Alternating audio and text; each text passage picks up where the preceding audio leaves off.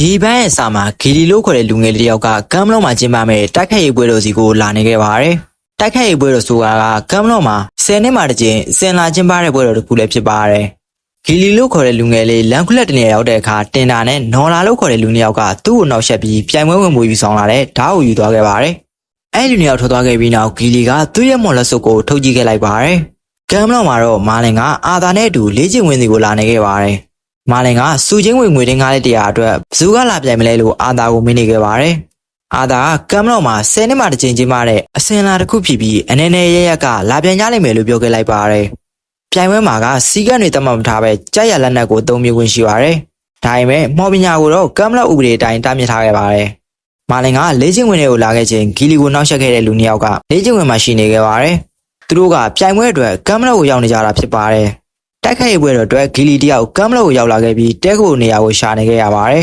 ။သူကခန်းခန်းပေးဖို့တဲကိုဟန်ပိုင်ရှင်ကိုပြောခဲ့ပြီးတခါဂီလီရဲ့ပုံစံကိုကြည့်ပြီးပြိုင်ပွဲဝင်မဟုတ်တဲ့ပွဲကြည့်ပြည်သက်တွေကအပြင်မှာပဲတဲရမယ်လို့ပြောခဲ့လိုက်ပါတယ်။အဲဒါကြောင့်ဂီလီကသူပြိုင်ပွဲဝင်ဖြစ်ကြောင်းစာရင်းပေးထားတဲ့စာရွက်တစ်ခုကိုထုတ်ပြကအခန်းတစ်ခုတောင်းခဲ့လိုက်ပါတယ်။နောက်တည့်ရမာလင်ကအာသာအတွက်ချုပ်ဝတ်တစားပြင်ဆင်နေခဲ့ချိန်တင်တာနဲ့နော်လာလို့ခေါ်တဲ့လူနှစ်ယောက်ရောက်လာခဲ့ပါတယ်။နော်လာကကြာပုတ်ကိုပြကသူ့ရဲ့ဖနက်ကိုမာလင်ကိုတန်ရှင်းခိုင်းစေခဲ့ပါတယ်။မာလင်ကမလုပ်ချင်ပေမဲ့ပြဿနာမဖြစ်ရှင်လာကြောင်းဖနက်တိုက်ဖို့အဝေးသွားယူနေချိန်ကြာနေတာကြောင့်ကြာပွဲနဲ့ရိုက်ခံလိုက်ရပါတယ်။အဲ့ဒီချိန်ဂီလီရောက်လာခဲ့ပြီးမာလင်ကိုနိုင်မချင်းဖို့ပြောခဲ့လိုက်ပါတယ်။အဲ့ဒီနောက်နော်လာနဲ့ဂီလီတို့တိုက်ခိုက်ခဲ့ကြပြီးဂီလီကမော်ပညာကိုသုံးပြီးအနိုင်ယူခဲ့ကအခန်းကထွက်သွားဖို့မိန်ပေးခဲ့လိုက်ပါတယ်။မာလင်ကကျေးဇူးတင်ကြောင်းပြောကသူ့ကိုယ်သူမိတ်ဆက်ပေးနေချိန်အာသာကမာလင်ကိုအော်ခေါ်ကနေခဲ့တာကြောင့်အာသာတီပြေးသွားခဲ့လိုက်ရပါတယ်။အဲ့ဒီနောက်ဘရင်ဦးသားမင်းသားအာသာနဲ့မော်ဂနာတို့ကညသာတူစားနေခဲ့ကြပါတယ်။မော်ဂနာကဘရင်ဦးသားရဲ့အရင်ကပြိုင်ပွဲမှာချက်ပီယံဖြစ်ခဲ့တာတွေကိုပြန်လည်ပြောပြနေခဲ့ပြီးဘရင်ဦးသားကိုပြိုင်ပွဲမှာရှင်းပြစေချင်နေပါတယ်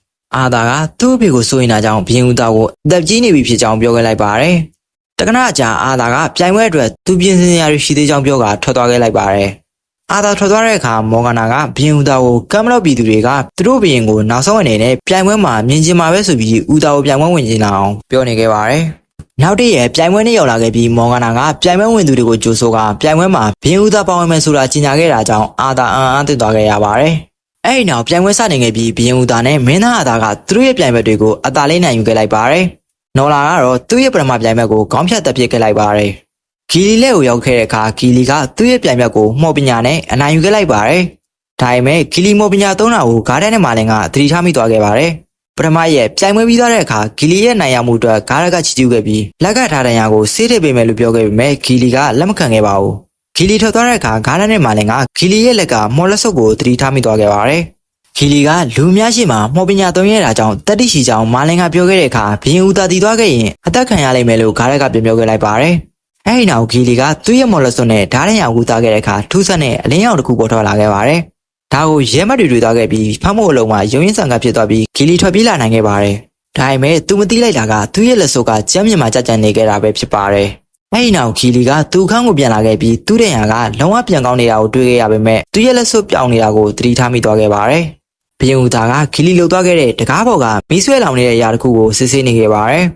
ရဲမတ်တွေပြောစကားအရမော်ပညာဆိုပြီးဘရင်ဦးသားကကောက်ချက်ချကဂါရက်ကိုစစ်ဆေးခိုင်းနေခဲ့ပါတယ်။ဂါရက်ကကြမ်းမြင့်မှာကြာကြံနေခဲ့တဲ့ဂီလီရဲ့လက်စုပ်ကိုဘရင်ဦးသားမသိအောင်ကောက်ယူထားခဲ့လိုက်ပါတယ်။အဲဒီနောက်ဂါရက်နဲ့မာလင်ပြန်လာခဲ့ပြီးဂီလီကသူ့ရဲ့လက်တံရကိုမော်ပညာနဲ့ကူးတက်ခဲ့ကြောင်းဂါရက်ကမာလင်ကိုပြောနေခဲ့ပါတယ်။ဒီကိစ္စကိုဘရင်ဦးသားသိရင်အသက်ခံနိုင်ရတာကြောင့်အချိန်မနှောင်းမီမော်ပညာမသုံးဖို့မာလင်ကိုပြပြခိုင်းခဲ့ပါတယ်။အဲဒါကြောင့်မာလင်ကဂီလီစီကိုသွားခဲ့ပြီးဒဏ်ရာတက်တာလာသွားမိကစကားဆပြုခဲ့လိုက်ပါတယ်။ဂီလီတို့ပိမသေးသေးကောင်လေးကပြိုင်ပွဲမှာလူတန်ကြီးတွေကိုနိုင်တိုက်ရန်ခဲ့တာကြောင့်မာလင်ကသူမယုံနိုင်ဖြစ်နေကြောင်းပြောပြနေခဲ့ပါတယ်။ပြီးတော့မော်ပညာသုံးခဲ့တာလားမေးခဲ့တဲ့အခါဂီလီကသူမသုံးကြောင်းလည်းပြောနေခဲ့လိုက်ပါတယ်။အဲဒါကြောင့်မာလင်ကလက်စုပ်ကိုထုတ်ပြခဲ့ပြီးသူဘသူ့ကိုမှပြန်မပြောကြောင်းပြောကပြန်ပေးခဲ့လိုက်ပါတယ်။ပြီးတော့မာလင်ကလက်စုပ်ကိုဘယ်ကရခဲ့လဲမေးခဲ့တဲ့အခါသူ့အဖေရဲ့တခုတည်းသောအမွေဖြစ်ကြောင်းဂီလီကပြန်ပြောခဲ့လိုက်ပါတယ်။ပြီးတော့ဂီလီရဲ့အဖေကမော်ပညာပါရမီရှိပေမဲ့ဘရင်ဦးသားတက်ခံမှာကြောက်တာကြောင့်မသုံးမဲနေခဲ့ပါတယ်။အဲဒီကြောက်တရားကဘလောက်ကြီးလဲဆိုရင်သူ့ကိုလူ3ယောက်ဝိုင်းတာတောင်မော်ပညာမသုံးခဲ့တာကြောင့်အသက်ဆုံးရှုံးသွားခဲ့ရပါတယ်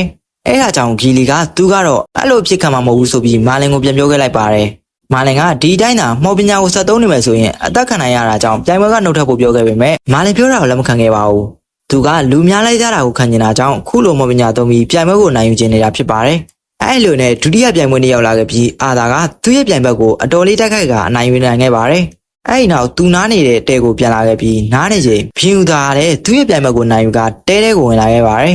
ခီလီကတော့နော်လာနဲ့ရှင်ပြိုင်နေခဲ့ရပြီးတိုက်ခတ်ရင်မော်ပညာကိုသုံးခဲ့လိုက်ပါတယ်ပြီးတော့နော်လာကိုတက်ပစ်ကအနိုင်ယူခဲ့လိုက်ပါတယ်ပြိုင်ပွဲပြီးသွားတဲ့အခါခီလီကသူလူတစ်ယောက်ကိုတက်ခဲ့ရတဲ့အတွက်စိတ်မကောင်းဖြစ်နေတာကိုမာလင်ကိုပြပြနေခဲ့ပါတယ်သူကလေးစားခံရတာကိုသိကျင်တာကြောင့်ခုလိုပြိုင်ပွဲဝင်တာဖြစ်ပေမဲ့သူကလူသမားမဟုတ်ကြောင်းပြောပြခဲ့ပါတယ်အဲ့ဒါကြောင့်မာလင်ကပြိုင်ပွဲကနှုတ်ထွက်ဖို့ခီလီကိုပြောခဲ့လိုက်ပါတယ်ခီလီကမာလင်ပြောတာကိုသဘောတူခဲ့ပေမဲ့တဲခုနေရာကိုပြန်လာတဲ့အခါအဲကလူတွေကသူ့ကိုအားပေးချီးမြှောက်ခဲ့တာကြောင့်ခီလီစိတ်ပြောင်းသွားခဲ့ရပါတယ်သူကလူများလေးစားတာကိုခံရပြီးအားပေးချီးမြှောက်တာကိုသဘောကျနေခဲ့ပါတယ်တစ်ဖက်မှာအာသာကနောက်တစ်ရက်ပြိုင်ပွဲမှာသူ့အဖေနဲ့ရှင်ပြိုင်ရမှာဖြစ်တာကြောင့်စိတ်ညစ်နေခဲ့ပါတယ်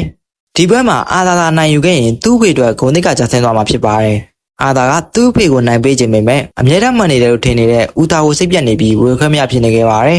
ဘင်းဦးသားကဒီပွဲမှာသူ့ကိုယ်သူမအိုသေးဘူးဆိုတာသူ့ပြည်သူတွေကိုတက်သေးပြချင်တာဖြစ်တာကြောင့်ပြိုင်ပွဲဝင်ခဲ့တာဖြစ်ပြီးအနိုင်ပေးလိုက်ဖို့မာလင်ကပြောခဲ့လိုက်ပါတယ်နောက်တည့်ရဲ့ဘင်းဦးသားနဲ့အာသာပြင်ပြိုင်ရတော့မှဖြစ်ပြီးတော့ဒါကိုမော်ဂနာကဂျင်းနဲ့စာကြည့်နေခဲ့ပါတယ်ဘင်းဦးသားကကမ်မလော့ကိုထိမွေနှမ်းမွေဆက်ခံပြီးဘင်းဖြစ်လာတာမဟုတ်ပဲသူစစ်နိုင်ခဲ့တာကြောင့်ဘင်းဖြစ်လာခဲ့တာဖြစ်ပါတယ်အာသာတော့ဘင်းဦးသားရဲ့ထိနှမ်းအမွေကိုဆက်ခံရမှာဖြစ်ပြီးတော့အဲ့အတွက်တမန်နေမှဖြစ်မယ်လို့ပြောခဲ့လိုက်ပါတယ်အဲ့ဒီနောက်တားပန်းနဲ့ရောက်ရှင်ပြိုင်တိုက်ခိုက်ခဲ့ပြီးအာသာကသူ့ဖေကိုနိုင်ယူလို့ရပေမဲ့သူ့ဖေကိုသိက္ခာအတွက်အရှုံးပေးခဲ့လိုက်ပါတယ်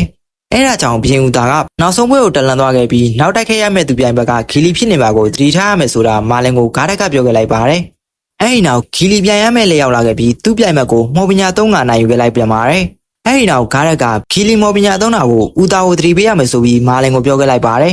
်ခီလီကလူကောင်းတစ်ယောက်ဖြစ်ပြီးမော်ပညာကိုတလွဲသုံးနေတာဖြစ်တာကြောင့်သူ့ကိုလက်မရအောင်ထပ်ပြီးဖြောင်းပြပေးပါမယ်ဆိုပြီးအချိန်ထပ်ပေးဖို့ဂါးရက်ကိုမာလင်ကတောင်းဆိုခဲ့လိုက်ပါတယ်။အဲ့ဒီနောက်မာလင်ကခီလီစီကိုလာခဲ့ပြီးပြိုင်ပွဲကနှုတ်ထပ်ဖို့ဖြောင်းပြခဲ့ပေမဲ့ခီလီကသူခုလိုလူများရဲ့လေးစားတာခံရတာကိုသဘောကျနေပြီးမော်ပညာသာမရှိရင်သူကဘာကောင်းမှမဟုတ်တော့ဘူးဆိုတာပြပြခဲ့ပါတယ်။ပြီးတော့အဲ့ဒီခံစားချက်ကိုမာလင်ကိုနားမလည်နိုင်ဘူးဆိုပြီးပြောခဲ့တာကြောင့်မာလင်ကသူ့ရဲ့မော်ဆောင်ကိုထုတ်ပြခဲ့ပါတယ်။မာလင်ကမော်ပညာမှာစွမ်းအားကြီးပေမဲ့အာသာရဲ့စီကံဖြစ်နေတာဆိုတာအကြောင်းရင်းတစ်ခုရှိပါတယ်။အဲ့ဒါကအနာဂတ်မှာအာသာနဲ့အတူလွတ်လပ်မှုနဲ့တရားမျှတမှုကိုအခြေခံပြီးမော်ပညာပြန်လည်ထွန်းကားလာစေနိုင်တဲ့ဘင်းနိုင်ငံတော်ကြီးတို့ဖြစ်ပါတယ်။အဲ့ဒါကြောင့်ခုလိုနေခဲ့တာဖြစ်ကြောင်းဂီလီကိုပြောပြခဲ့ပါတယ်။ဒါပေမဲ့ဂီလီကလက်မခံပဲသူတို့ရဲ့မော်မျိုးနွယ်တွေကိုအကြောင်းမဲ့တပ်ဖြတ်နေတဲ့ဘင်းဦးသားကိုတေးသွားရင်လည်းအကြောင်းမို့တာကြောင့်ဂီလီကသူ့အတွက်လေသာမှုရရှိဖို့ပြိုင်ပွဲကိုဆက်လက်ရှင်ပြိုင်မှာဖြစ်ပါတယ်။ခီလီကိုပြောမရတဲ့မာလင်ကအဲ့ဒီညမှာအရာရာကိုသိမြင်နိုင်တဲ့မော်ဒရဝါဖြစ်တဲ့ငကားကြီးကီယာကိုဆင့်ခေါ်ခဲ့လိုက်ပါတယ်။ပြီးတော့ဂီလီရဲ့ကိစ္စကိုပြောပြခဲ့ပြီးအကြံဉာဏ်တောင်းခဲ့လိုက်ပါတယ်။ငကားကြီးပြောပြတာကပြိုင်ပွဲမှာမော်ပညာကြောင့်သာဘင်းဦးသားသေးသွားခဲ့ရင်အာသာကမော်ပညာကိုမုံလီးသွားနိုင်ရဖြစ်တာကြောင့်သူတို့မျှော်လင့်နေတဲ့တရားမျှတမှုရှိတဲ့နိုင်ငံတော်ကြီးအတွက်ဂီလီကိုတားဆီးရမှာဖြစ်ပါတယ်။နောက်တစ်ရက်မှာဂီလီနဲ့ဘင်းဦးသားရှင်ပြိုင်ရတော့မှာဖြစ်ပါတယ်။ခီလီကမော်ပညာကိုသုံးပြီးဦးသားကိုတိုက်ခိုက်ခဲ့တဲ့အခါမာလင်ကလည်းဘေးကနေမော်ပညာ3ကဘင်းဦးသားကိုကူညီနေခဲ့လိုက်ပါတယ်။ဖြည်းဖြည်းနဲ့ပြိုင်ပွဲကပြင်ထန်လာခဲ့ပြီးဘင်းဦးသားလဲကျသွားတာကြောင့်ဂီလီကဓာတ်နဲ့ထိုးခဲ့တဲ့အခါဦးသားကဒိုင်းနဲ့ကာခဲ့လိုက်တာကြောင့်ဓာတ်ကဒိုင်းကိုဖောက်ဝင်သွားခဲ့ပါတယ်။အဲ့ဒီအချိန်မာလင်မော်ပညာသုံးခဲ့ပြီးဒိုင်းကဓာတ်ကိုဆွဲထုတ်လို့မရအောင်လုပ်ခဲ့လိုက်ပါတယ်။အဲ့ဒီနောက်ဦးသားကလဲကျရနဲ့ပြန်ထက်လာခဲ့ပြီးဂီလီကိုအကြမ်းမတမ်းတိုက်ခိုက်ခါအနိုင်ယူခဲ့လိုက်ပါတယ်။အဲ့ဒါကြောင့်ရှုံးသွားတဲ့ဂီလီကစိတ်ပြက်ပြက်နဲ့ပြိုင်ပွဲကထက်လာချိန်မာလင်ကတောင်းပန်ခဲ့ပေမဲ့မာလင်ကိုလှိလူရှူနေခဲ့လိုက်ပါတယ်။အဲ့ဒီနောက်ဂီလီကကမ်မလော့ကပြန်မှုပြင်ဆင်နေချိန်မာလင်ရောက်လာခဲ့ပါတယ်။မာလင်ကမော်ပညာကိုကိုချိုးထွက်လွယ်မှသုံးပြီးလမ်းမရောက်နေတဲ့ဂီလီကိုမော်ပညာကိုကျူးရှိတုံချဖို့ပြောနေခဲ့ပါတယ်။ဂီလီရဲ့ဖေကဘင်းဦးသားတက်ခံရမှာကိုကြောက်နေခဲ့တာမဟုတ်ပဲမော်ပညာရဲ့ဖြက်စီးခြင်းကိုခံရမှာကိုကြောက်နေခဲ့တာဖြစ်ပါတယ်။အဲ့ဒီတိုင်ဂီလီကလည်းမော်ပညာကိုသူလေးစားခံရမှုအတွက်တုံချမိခဲ့တာဖြစ်ပါတယ်။ဒါပေမဲ့ခုချိန်မှာသူနားလဲနေပြီဖြစ်ကြောင်းမာလင်ကိုပြောကနှုတ်ဆက်နေခဲ့ပါတယ်။မာလင်ကဒီနေ့ကျရင်မော်ပညာကိုပြန်လည်သုံးပြုခွင့်ရမယ်လွတ်လပ်တဲ့နိုင်ငံတော်ကြီးမှာပြန်လည်ဆုံသီးမယ်လို့ပြန်ပြောခဲ့လိုက်ပါတယ်။အဲ့ဒီနောက်အာသာနဲ့မော်ဂနာတို့ကပြိုင်ပွဲမှာချန်ပီယံဖြစ်ခဲ့တဲ့ဘင်းဦးသားအတွက်အောင်ပွဲခံနေကြပါတယ်။အာသာကပြိုင်ပွဲမှာဘင်းကိုတိတ်ခါမချအောင်ရှော့ပေးတယ်ဆိုတာဦးသားသိနေခဲ့ပါတယ်။အဲ့ဒါကြောင့်အာသာကိုကျေးဇူးတင်အောင်ပြောပြီးနောက်တစ်ချိန်မှာအာသာရဲ့သားတွေကလည်းအာသာကိုခုလိုပဲလေးစားကြမယ်ဆိုတာဦးသားပြောကြားနေခဲ့ပါတယ်။ပြိုင်ပွဲရဲ့စိတ်ကျဉ်စရာအကောင်းဆုံးရလဒ်ကတော့အာသာရဲ့ဂုဏ်သိက္ခာရှိတဲ့လုပ်ရက်တွေကဘင်းဖြစ်လာဖို့အမှန်တကယ်အစင်းသင်းဖြစ်နေပြီဆိုတာကိုသက်သေပြလိုက်တာလည်းဖြစ်ပါတယ်။ဘင်းဦးသားရဲ့ပြောစကားတွေကြောင့်ကမ်မလော့ထီနန်ကိုလိုချင်နေတဲ့မော်ဂနာကအာသာကိုကျဉ်းနှက်ဖြစ်နေခဲ့ပါတယ်။အဲ့ဒီနောက်ဂါရက်ကမာလင်အတွက်အထူးညတာပြင်ဆင်ပေးခဲ့ပြီးမာလင်ရဲ့အောင်မြင်မှုအတွက်ဂုဏ်ပြုခဲ့ပါတယ်။အဲ့ဒီနောက်မာလင်နဲ့ဂါရက်ကရေမောကညတာကိုတူစားခဲ့လိုက်ကြပါတယ်။